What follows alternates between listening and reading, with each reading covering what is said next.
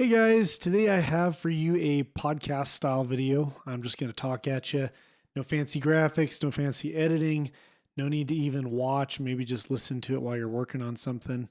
I normally would shoot this in the Poke Closet, but my phone is almost dead, so we're just going to shoot it here on the computer. The topic I want to talk about today is why we collect and Pokemon hype cycles. There's kind of a connection between those two. I want to talk about them today. I want to apologize too. I haven't been turning out as much content lately. Life has been crazy for me, and unfortunately, this week is really crazy. So, not going to have as much time to make content as I would like. But thought I'd come and put this video out for you guys. At least have something to talk about, something to maybe think about, and something that you can listen to while you work, while you do some chores, maybe while you're taking a walk your dog, whatever. So yeah, why do we collect? So I think this is a really interesting thing to think about. On the surface, I think sometimes we collect just because maybe we're collectors by nature and we like to collect things. I think back to when I was a kid, I used to collect rocks. I collected shells. I remember we went on a family vacation a couple of years to the East Coast. And on the eastern coasts of a lot of things, there's beach glass. I don't know if you've ever heard of beach glass, but basically you'll have these bottles that get thrown into the ocean. There's a lot of countries that dump their trash in the ocean, and these glass bottles get broken up into pieces, and kind of like a rock tumbler, they get tumbled around in the sand, in the rocks, and everything, and they get smoothed and all the sharp edges get smoothed out, right? They get this nice smooth, kind of almost like a river rock, or not a river rock, but like a kind of rock that you would skip on a lake. You get that kind of texture on the glass, right? In fact, when the glass dries out, it has this frosted look, which is really cool. But when it's wet and it's on the beach, it like glistens in the sunlight. And I remember really enjoying collecting that as a kid. But part of why I think I enjoyed that too was the hunt. So it's like I had this innate, desire to collect things in me all the time, but I also desired like to hunt those things down, right? And I think in the case of the beach class, it was fun to search out the treasure, so to speak, and find something that was rare or hard to come by that I thought was beautiful and valuable. And I think for a lot of us as collectors, that's a big part of what we enjoy, right? I know that there's cards that I have, like this is a great example right here. I did promise I was not going to show you guys anything, but you want to look real quick. I got this cool Noctowl promo, got it in a Gem Mint 10. It's from the Blood Moon Ursaluna box. This is like, guys, this is like a less than $1 card. Very cheap card, but it's really cool Cosmos holofoil. I love the art on it. I enjoy this card, so I wanted to collect it. I collected it in a 10 because it gave me like that extra chase of rarity. It's a very low pop card, hard to grade, not a lot of them out there. So it kind of gave me that extra chase. But I think there's that desire, that hunt, to hunt after something and then find something that you find to be a beautiful piece of art, or even there's like cards like this Sableye right here, paid $2 for, let's see if I can get it to, come on, there we go. Anyway, it's another Cosmos holofoil. I can't get it to focus very well. Paid $2 for this card.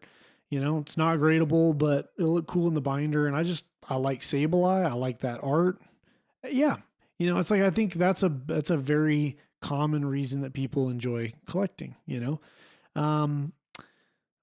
but I also think that we oftentimes enjoy collecting things, whether we want to admit it or not, that other people can't have. And this is an interesting one that I've really had to think about more lately. It's like, what are my motivations in some of these things that I collect? And at what point does that become a bad thing to desire something that's rare that not everyone has? And kind of what's your perspective? Are you chasing it because everyone can't have it, or are you chasing it because not everyone has it? I think there's a difference there, right? Like, hey, there's only a limited number of these. I really want one of them. Not everybody has one of these. I want something rare versus like, if I get this, there's a whole bunch of other people that can't have it, only I can have it. I was like, I think there's a difference in attitude there. But if we're not careful, we can definitely desire things just because other people can't have them. Which I don't think is as healthy of a desire. Um, I think a lot of these cards that are valuable, right? That are well sought after. Not everyone can have them, right? There are technically a limited amount of them out there. Take the Umbreon VMAX. I've talked about it so many times. I think it's just a great example for so many thought experiments. The Umbreon VMAX right now, I think the raw card I want to say is like $1,600, $1,700, something like that. It may have come down a little bit. The PSA 10 I think was like high 2000s. I mean, that card has exploded in value. And I think, part of that is that a lot of people like that art. They love Umbreon. They want that card. And there's only so many of them printed. It's very hard to pull. It's like 1 in 2,000 packs. So it's very tough to pull. And especially as Evolving Skies is no longer being printed and more people come into the hobby, there's even more people that want a card that you can't get your hands on, right? That's not being printed anymore. So there's a small supply compared to the demand. And so that causes the price to go up. But you have to admit there's probably a good chunk of the people that want that card, not just because they like it. Maybe they don't even like the card at all, but they just want it because it's valuable, because it's sought after, because other people want it. You know what I mean? And because not everyone can have it or can afford it. I think it's really important to kind of think through what your motivations might be. Buying some of those cards as an investment that people are going to want is one thing, but then collecting them just out of the sense that, well, I have something that other people can't have. I don't know if it's necessarily the healthiest way to approach this hobby. I'd maybe challenge you that if that's how you're feeling, maybe spend some time in introspection and ask yourself if there's a healthier way that you can engage with this hobby. I think there's a balance to that, having something that's sought after and rare versus having that something that other people can't have. And there's probably a tension there that's always going to be there that I think is worth always considering. All these years that you, hopefully if you stay in the hobby for years to come and you're continuously collecting, I think it's worth constantly asking yourself, why am I buying this? Why am I collecting this? Do I really like this? Am I getting it as an investment because I think it'll appreciate in the future and that's why I'm buying it? Am I buying it because I really just love this thing? I love the history behind it. I love this historical significance. Or am I buying it because this is something other people can't have, but I can? You know what I mean? There's a difference there in your motivations. And I think it's worth, looking inside yourself through, as you're in this hobby over time constantly and asking yourself these questions. For me with Umbreon VMAX, I finally picked up the card for multiple reasons. One, having seen it in person, I finally kind of understood why it was such a special card. I really found it pretty incredible in person. I was like, this is a really beautiful card. I would love to have in my collection. I think it's historically significant to the hobby, which really interests me. There's been so much mania after that card, so much conversation about it. People are probably tired of hearing about it. And I just think it's like, that's really cool to own something that's a piece of that time period in the hobby, a piece of the Sword and Shield era, kind of the face of that era that you can always look back to and say, that's the Umbreon VMAX. To me, the historical significance was definitely a draw. And then also the investor side of me was saying, this card's always going to be a chase card. It's always going to be significant. It's always going to be desirable. I really think it's going to increase in value. And it has. I bought it way cheaper than it is now. I would not spend the money on it now for the current market price. So I think it's okay to have a mixture of those motivations. I would love to hear you leave your thoughts in the comments about, hey, what do you think of that? Do you think that those are healthy motivations? What are your motivations when you collect things? I would love to hear about it. Please drop me a comment, seriously. And by the way, hit that like button and subscribe if you enjoy the content on this channel. I would love to build up my subscriber count a little bit more. But yeah, and I need to do a better job of plugging plugging the channel for subscriptions. But anyway, I just been thinking about that. What are my motivations behind things? And I had a kind of an unhealthy motivation for a card come up like late fall, early winter of last year. So we're talking probably somewhere around that October, November kind of time frame. When Paldean Fates came out last January, so January of 2024, the top chase card for me by far was the Charizard Special Illustration Rare. I didn't end up pulling it, but I was very fortunate. I pulled the Gardevoir SIR and the Iono SIR. So really awesome. Was very thankful for that. Really thankful for that. So those were really cool cards, but I didn't pull the Charizard or the Bubble Mew. And the Bubble Mew I always thought was cool, but it was never like a top chase for me. It was never a card that I looked at and I was like, I gotta have that card. But as that card has become more significant, the price started to rise throughout the year. It kind of exploded in popularity. Now it's very expensive. The PSA 10 price is very expensive. I found myself in the fall going like, man, I would really like to have that Bubble Mew. And I had to stop and say, why? Do I just want it because all of a sudden now it's popular? All of a sudden now it's valuable? All of a sudden now everybody else wants it? I mean, I don't know. Maybe that to an extent can be okay, especially if you're thinking along the lines of, again, if you're thinking along the lines of investing, like, hey, this is a card that's now going to be iconic. Maybe it becomes more interesting to you because it's becoming historically significant. It's becoming iconic, and that makes it more interesting to you. Fair. But I kind of had to back up and say, no, I do not need to chase this card. It's not a card that I really wanted before. I think the art is good. I think the artist nailed the art style that they were going for, but that's not typically an art style that I'm drawn to as much. And so it's like I had to back up and say, like, no, I don't need to chase this card. I don't need to go after this card. There's other cards I would rather have in my collection. And maybe that means I misses out on some gains on the Bubble Mew over time. And I'm not saying I would never pick it up. I think if the card decreased in value and there was like a cheaper entry point, I'd probably pick it up for an investment reason, honestly, at that point. But right now I look at it, I'm like, no, I don't think it's worth $1,000 for a PSA 10, especially when I'm not that interested in it, So I just say all that to say, think through why you might be motivated to collect something.